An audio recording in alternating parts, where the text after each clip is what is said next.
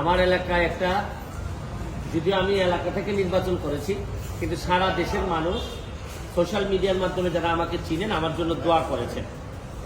তা আমার ইচ্ছা ছিল যে এমপি হইলে যেসব জিনিসগুলো আসলে প্রকাশ পাইলে জাতির ভালো হয়, দেশের ভালো হয়, এগুলো আমি প্রকাশ করব। আমি এরই ধারাবাহিকতায় আমি যে কাজটা করেছি এটা হচ্ছে কি, এমপি হওয়ার পর জননেত্রী শেখ হাসিনার যে সরকার, এই সরকার আমাকে যা যা দিয়েছেন আমি এগুলা প্রকাশ করেছি। আমি আগে নিজে আমি কখনো জানতাম না যে এমপিরা কত সম্মানী পান। আমি মনে করি এটা লুকানোর কিছু নাই, এটা বললে স্বচ্ছতা হয়। এটা আমি আমার বেতনের কথা বলেছি, আমি কত টাকা বরাদ্দ পেয়েছি। বরাদ্দ মানে হচ্ছে গিয়ে ওনারা বলছেন যে নগদ টাকা, আসলে বরাদ্দ তো এইটা চিন্তায় আসে কিভাবে যে এমপি নগদ টাকা পাবে। নগদ টাকার তো কোনো বিষয়ই না, আমরা তো ট্রাস্টি মাত্র, আমরা মানুষের সম্পদের ট্রাস্টি, আমাদেরকে মাধ্যমে বন্টন করা হবে। আমরা এই সম্পদের কোনো মালিকও না।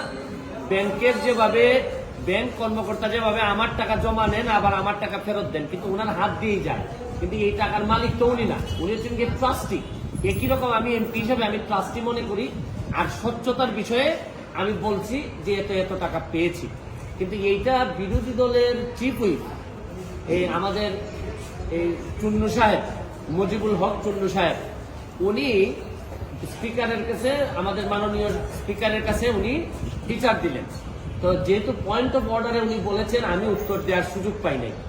আমার প্রশ্ন হচ্ছে কি, উনি বিরোধিতা করবেন সরকারি দলের, কিন্তু উনি বিরোধিতা শুরু করছেন স্বতন্ত্র প্রার্থী। এবং কি বিষয়ে বিরোধিতা, উনি তো আরো খুশি হওয়ার কথা যে আমরা আমাদের হিসাব দেওয়া শুরু করছি।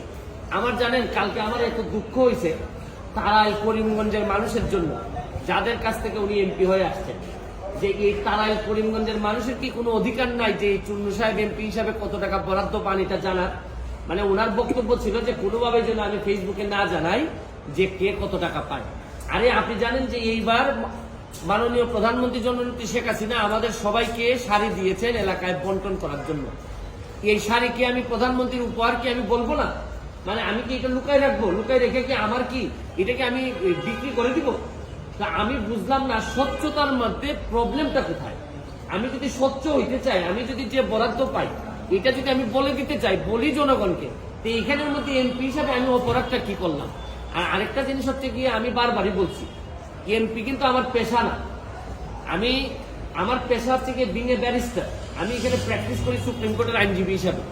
আর আমি কথা দিছি যে আমি এমপি হিসাবে একটা টাকা হারাম খাবো না, আমার রক্তের মধ্যে হারাম যাবে না। সুতরাং রাষ্ট্রের টাকা, জননেত্রী শেখ হাসিনার সরকারের টাকা, এটা যে টাকা আসবে এটা আমি সবার সামনে তুলে ধরবো। এখন আমার কেন জানি মনে হইতেছে যে মুজিবুল হক চুন্নু সাহেবের হয়তো আমি বলে যে এত সমস্যা হচ্ছে যে উনার মনে হয় রাজনীতি করাটাই পেশা। এটা থেকেই উনি সবকিছু নির্বাহ করেন কিনা আমার জানা নাই, কারণ উনার আলাদা কোনো পেশা থাকলে এটা নিয়ে উনি কোনো চিন্তা করতেন না। তবে কালকে উনি একটা বুদ্ধি করে কাজ করছেন, বাকি সব এমপিরা ওনার দলে টানার চেষ্টা করছেন যে 349 জন এমপির নাকি বদনাম হচ্ছে। আরে কি আশ্চর্য কারবার! একটা মানুষ এমপি হওয়ার পর তার বরাদ্দ সে বলবে না যে আপনার জনগণের এই বরাদ্দ আসছে, আপনারা আপনারটা ভাগ করে নেবেন? এটার বলার মধ্যে শুনেন, এই মুজিবুল হক চুন্নু সাহেব সম্ভবত এই প্রথম বঙ্গবন্ধুর একজন আদর্শের সৈনিকের মুখোমুখি হয়েছেন। এর আগে হয়তো উনি ওইভাবে মিট করেননি, কারণ উনি তো হচ্ছেন গিয়ে একজন স্বৈরা শাসক এরশাদের নেতা। স্বৈরা শাসক এরশাদ, যিনি সারা জীবন এরকম জোর জবরদস্তি আর টাকা বানানো ছাড়া তার নেতা কর্মীদের খুব বেশি কিছু শিখাই যান না, সবার না, অল্প কিছু নেতাদেরকে, যারা অনেক টাকার মালিক হয়েছেন এরশাদের আমলে। উনি তো এরশাদের স্বৈর শাসক এরশাদের একজন নেতা হয়ে উনি বঙ্গবন্ধুর আদর্শের সৈনিকের, প্রকৃত আদর্শের সৈনিকের মুখোমুখি এই প্রথম সংসদে হয়েছেন মনে হয়। এর আগে হয়তো তীব্রভাবে কারো মুখোমুখি হন নাই, এই জন্য উনার একটা গাত্রদাহ। আর এত গাত্রদাহ কিসে? আরে ভাই আমার টাকা এটা। আর আরেকটা বিষয়, আমি যে আমার এলাকায় বলছি যে আমি 29 কোটি টাকা পাইছি বরাদ্দ, আমি কি কোনো কথা মিথ্যা বলছি?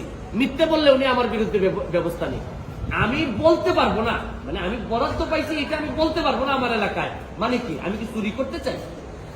মানে বিষয়টা যদি হইতো যে আমি এই টাকা পাই নাই, আমার 25 কোটি টাকা দেওয়া হয়েছে রাস্তা বানানোর জন্য, এটা আমার বরাদ্দ, আমি বলে দিব কোথায় কোথায় রাস্তা হবে।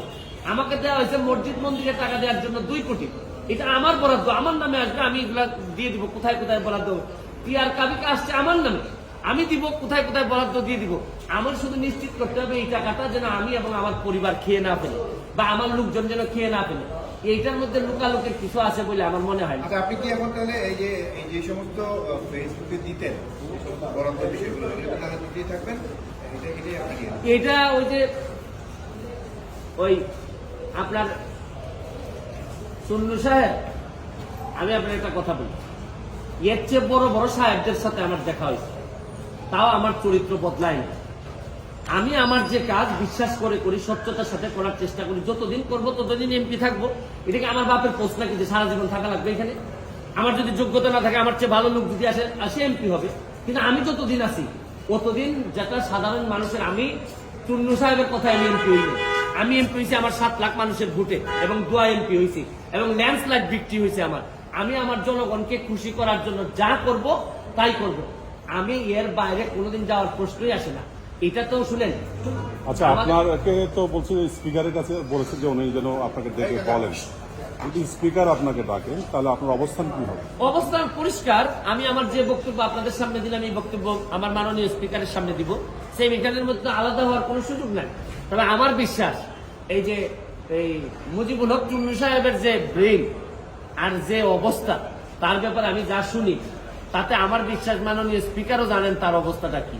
যে তারে সে দল বক্তব্য দেয়, আমি বুঝতেই পারি না কি বিরোধী দলের লোক বক্তব্য দিচ্ছে নাকি না সরকারি দল বক্তব্য দিচ্ছে। মানে এমন ভাবে সরকারের মধ্যে ঢুকে আছে এই ভদ্রলোকের বিরোধী। আরে ভাই, সবসময় সরকারি দলের সাপোর্ট করার জন্য তো মাঝে মধ্যে বিরোধিতা করতে হয়। সরকারি দলের মানে আপনি সবসময় ক্ষতি চাইবেন তা না। সরকারি দলের আরে বাপ তো মাঝে মধ্যে ছেলের সমালোচনা করে, ছেলে বাবার সমালোচনা করে। আমার তো মনে হয় যে এই চুন্নু সাহেবরা এমন ভাবে ভিতরে ঢুকছেন, এরা তাদের সব ক্ষমতা সম্পর্কে কিছু জানেও না, বুঝেও না। কেন যে বিরোধী দল হয়েছে আল্লাহ মাহবুদ জানে। আর এরাও 11 জন, আর আমরা স্বতন্ত্র আছি 62 জন। আমরা তো হিসাবেতে আমরাই বিরোধী দল হওয়ার কথা, কিন্তু এখন কারণে আমরা যেহেতু ওনারা একটা দল হিসাবে আসছেন, তা আমরা ওনারা মেনে নিছি। কিন্তু উনি তো সরকারি দলের বিরোধিতা না করে মাশাআল্লাহ এখন শুরু করছেন যে স্বতন্ত্র ক্যান্ডিডেট কেন টাকার ঘোষণা দিয়ে দেয়, এই কারণে উনি বিরোধিতা শুরু করছেন। আমার এখন তারাইলার করিমগঞ্জবাসীর জন্য আল্লাহর কাছে দোয়া করা ছাড়া আপাতত আর কোনো পথ নেই।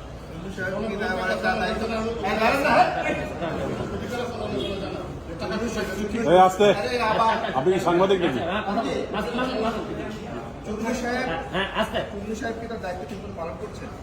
আমি তো উনার দায়িত্ব কিভাবে পালন করছেন আমি জানি না। আপনাদেরকে একটা নমুনা দিলাম। উনার দায়িত্ব ছিল হচ্ছে বিরোধী দল হবে, সরকারের সমালোচনা করবে, সরকার যেন সঠিকভাবে চলতে পারে, দেশে যেন দুর্নীতি মুক্ত হয়, এইগুলার জন্য উনি প্রতিবাদ করবে। এটাই বিরোধী দলের দায়িত্ব বলে জানি। বিরোধী দলের দায়িত্ব যে স্বতন্ত্র, যে একটু ভালো কাজ করতে চায়, সৎ হইতে চায়, তারে যে চাপটি মারিয়া ধরে সংসদ থেকে বের করে দেওয়ার প্ল্যান করছেন, এইটা তো আমার জানা ছিল না। আমার মনে হয় না এটা কোনো পৃথিবীর কোনো জায়গায় বিরোধী দলের দায়িত্ব এটা হইতে পারে। আমার এটা জানা। Thank you. প্রথম কি বলছেন? Thank you.